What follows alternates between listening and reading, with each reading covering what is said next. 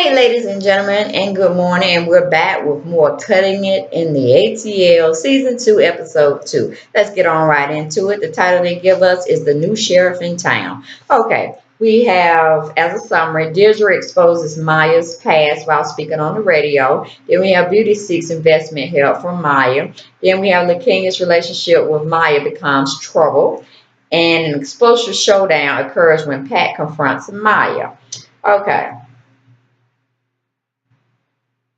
So going into the recapping of last episode, we have Deidre going down to Streets 94.5 to talk to Jazz at their radio station about past events. And, she apologized for how she and Trey acted at their little meet and greet, little soiree that they was having for salon owners as well as stylists talking to the general public about their products and what they service in their particular salons.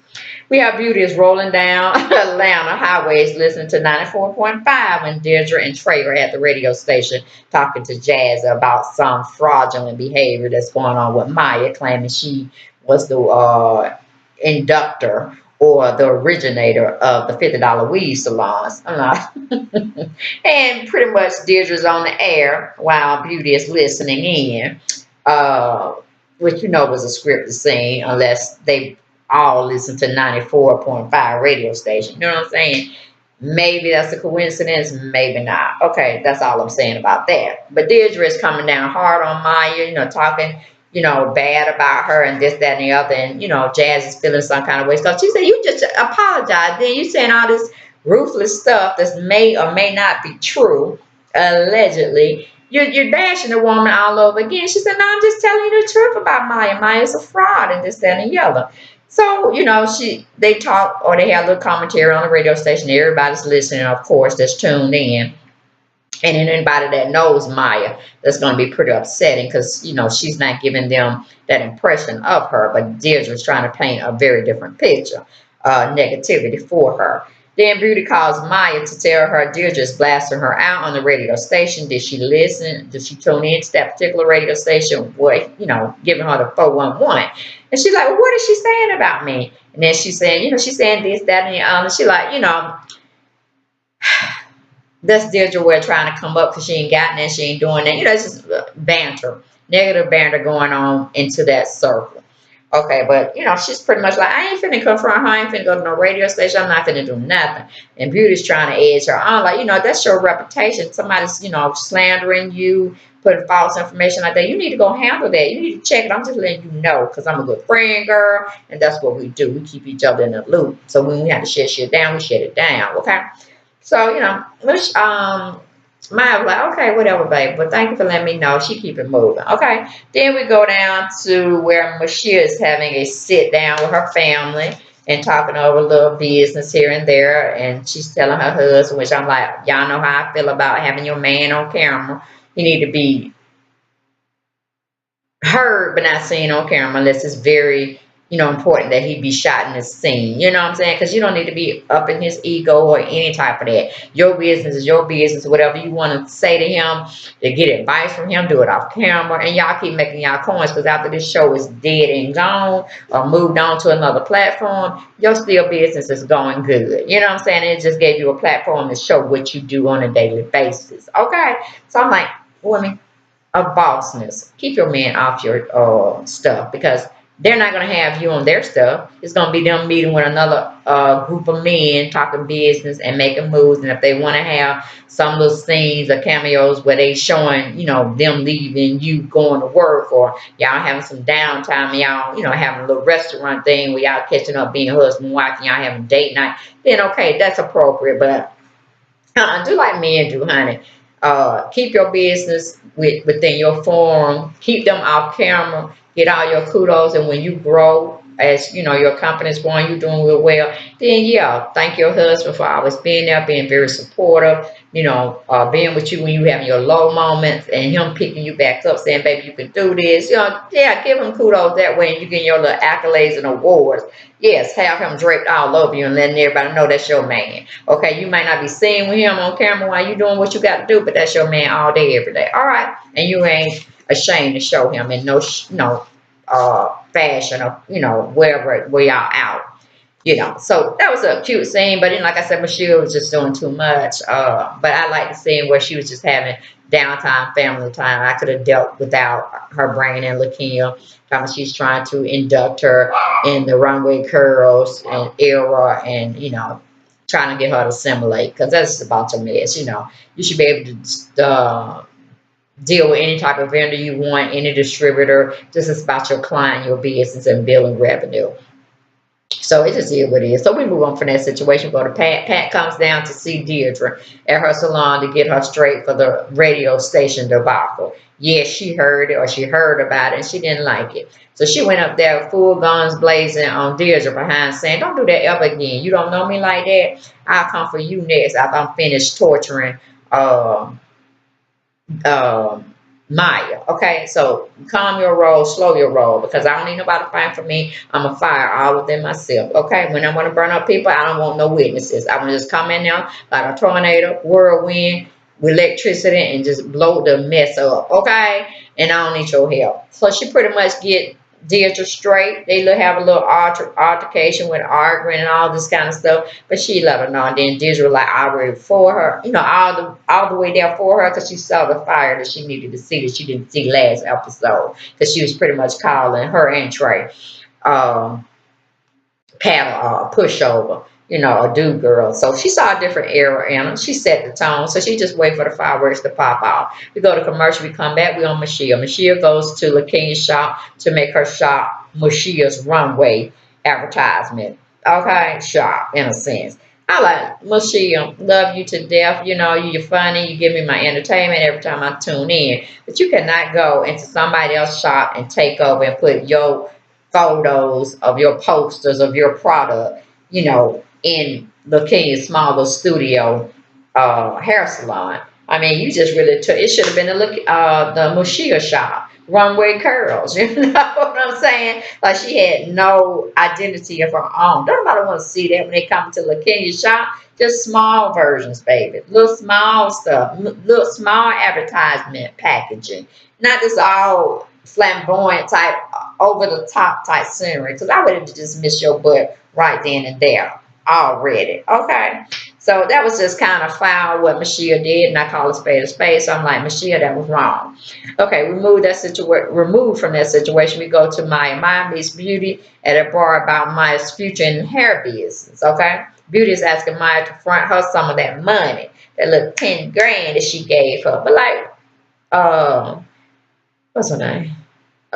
Lord, I forgot the child's name. Maya was trying to tell her, look, I came to you for a business adventure to see if you wanted to invest and grow your company along with me. Okay, you could have denied it, or you could have got and bought into the whole idea, the concept, and you did that. What makes you think I want to invest in your thing? You already knew I was a proven success. You've always seen my work. And you getting your return here and there, maybe slow, but you getting your return back. Okay, you see what I'm saying? So with Maya definitely giving us a background of her college life, that she's a finance major. Okay, we know you know about the dollars and coins, the accounting practices, and all this and the other. Okay, so we know you on that all day, every day. But tell us why you don't want to give Beauty $10,000 for her mobile hair salon shop. I mean, they did it on another show called the Shakina and Tiny Show, and they went, mobile throughout different states till they got to one particular state, which was LA, where they were gonna set up shop and do their little real salon on a mobile type platform. But as you could tell, that's non-existent anymore. That was just something probably scripted in for that particular show. That's hard to do anyway, because who's gonna pay for those services unless they already, come from money, or they have that money and they're just, privy to that, and that's what they want. It's called concierge service, which is going to cost you a pretty penny. Anyway, Maya was just talking to her from a very financial standpoint, a viewpoint, and she was just mad that, I gave you my money. Well, that's your fault, Beauty. You didn't come to her with no business plan or business talk conversation. You just up and ran. So, oh yeah, she good for it. I'm gonna give her my money. She's gonna make that turnover for me, bam, bam, bam, whatever. But no, she turning the tables on you. She's asking more in-depth questions. She's setting up wanting you to put a plan together that she can review and see, is her money gonna be worth it? And you didn't do that. And then you're gonna tell the lady that, well, Brandy's telling, not Brandy, Beauty's telling Maya that it's gonna be 60 grand. Where they do that at and why? Okay, you ain't got no 60 grand type of plan of action. You ain't got no portfolio for me to look at to see how my money's gonna, be made if I'm gonna invest 10,000 or 30,000 or have the whole 60,000. Are you crazy? So pretty much it's like, oh, I invest 10 and you want me to invest 50. Okay, that's what you saying. I mean, get away from me, Beauty. That's pretty much what you said. I need you to prove and show me that this is going to be a foolproof idea with some. I mean, everything is a risk when you're investing, but low minimal risk is what Maya was trying to tell her. I need really low minimal risk. Okay. So anyway, we go to commercial. We come back. We have LaKenya goes to Michelle training at Michelle's shop. Michelle wants to cut LaKenya's hair, not her real hair, of course, and put some of the runway curls, natural curl looking type material in her hair. First, she was kind of like standoff. She didn't know if she wanted to do it or not, but she went on and did it, and it was very beautiful. It really was. But like I say, LaKenya is a wishy-washy type person. She don't know. She's not really in her, rooted in her who she is as a person, and she can't be easily swayed. So she's going through her formative years of becoming a businesswoman and knowing how to act appropriately and be firm in her shit when she says it the first time. You know what I'm saying?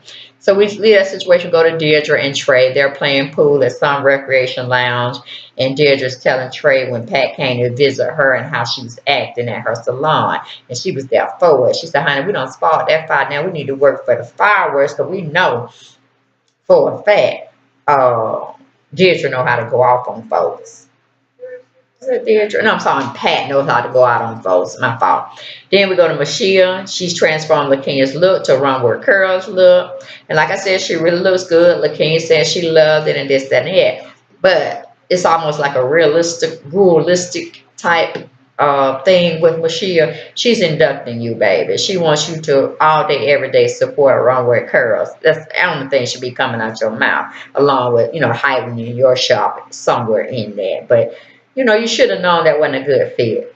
Or at least tried her hair for a while and just took it out, whatnot. But you tried to buy other people into Michelle's idea, and Michelle and Beauty is just not for it. Them your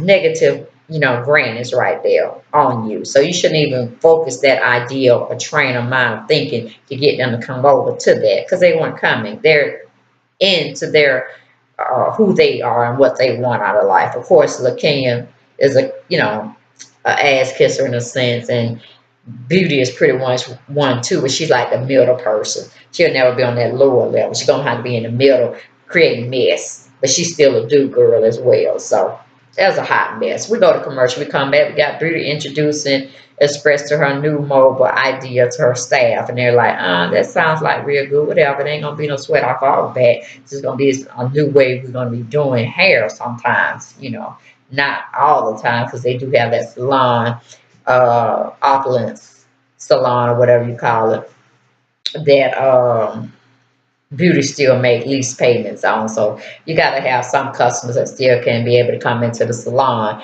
get their hair done, and not show up at their doorstep, tell them to come outside and get in this van, let them do your hair type of deal. It works for college kids, but not necessarily for grown and seasoned adults. Okay, just saying. Then we go from that situation, go to Maya and her assistant.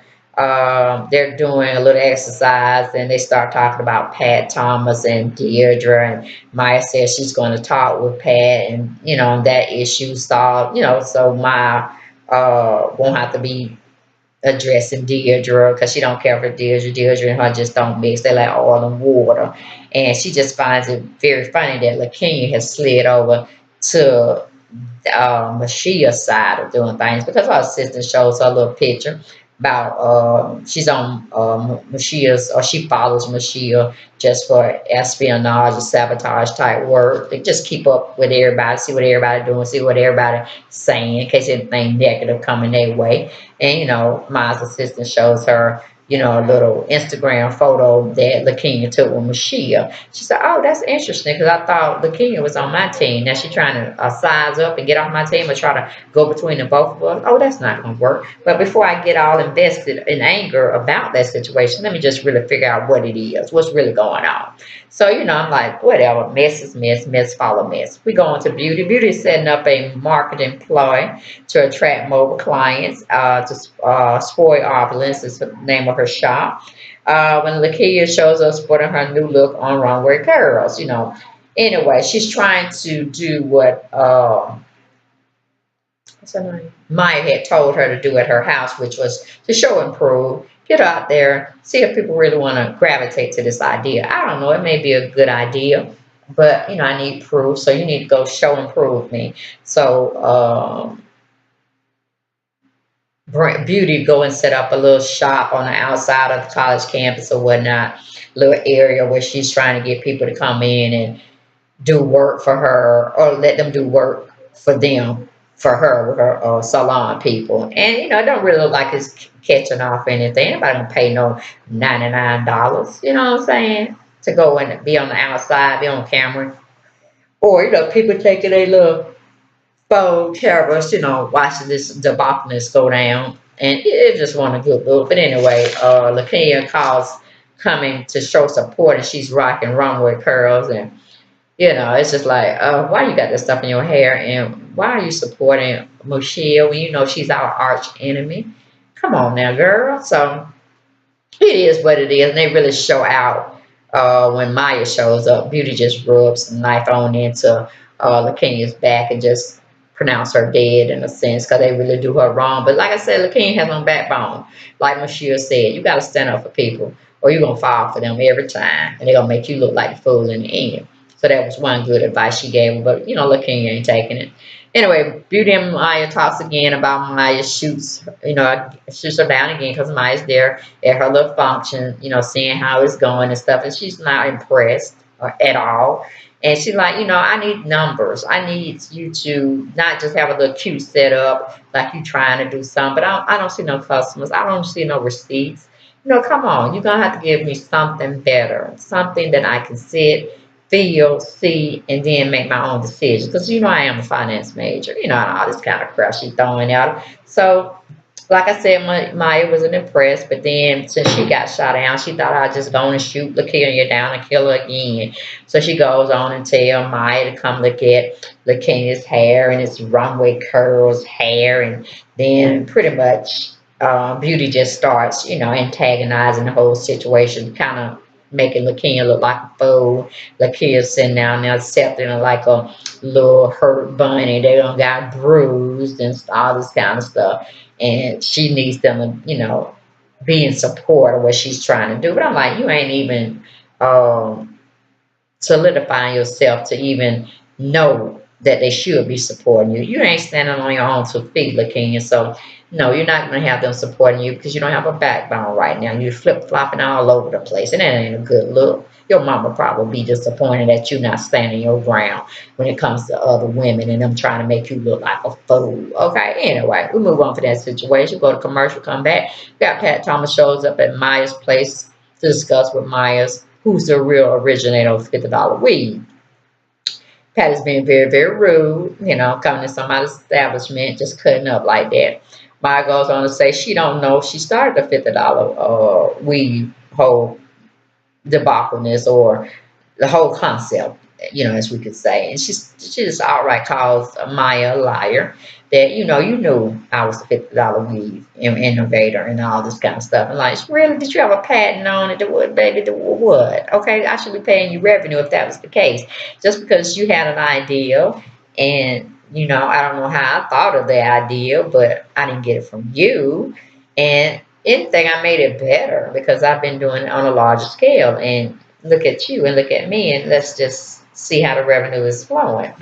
So that was kind of a bad dig, but that's what women do when they cat fight about stuff. They hit below the belt all the time, all day, every day. And it's just a hot mess. Then Maya tries to get Pat to leave her shop because she done got fully disrespectful, and she just just acting crazy. She don't want to deal with it no more. She just knows it's gonna be a conversation that's not gonna be addressed anymore. It's gonna have to be more of a learning to disagree, to agree to disagree type of situation. And Pat just not wanting to hear that. So she just goes berserk. She just takes Maya's countertop and she just slams everything down, just being disruptive and being destructive as well. Like, okay, you're gonna pay for that. I'm gonna send you a bill. That's how she should have handled like an adult. But then she gets upset. She picks up something in her hand, like, you step one more closer to me, I'm gonna lay you out like a rug. Okay, that's being fitted to be on my floor. So I was like, all right then, honey, but we don't need no assault charges because you know where you'll be. Fulton County Jailhouse. Somebody doing a spread on you on a news station about how you lost your temper on your particular sitcom show or reality show, and now you behind bars for assaulting another patron or business owner. Okay, so it was just a hot mess. They had the security people coming out trying to get them because it's just like um, Pat didn't take her medication that morning for her nerves. It was quite disturbing, y'all. Very quite disturbing. So it was a good scene. It was very entertaining. I'm glad the women did not put their hands on each other. That it was just, loud talking and a lot of talking loudly, but no hands being put on either one of them because that would have been a misunderstanding and somebody definitely would have been in jail.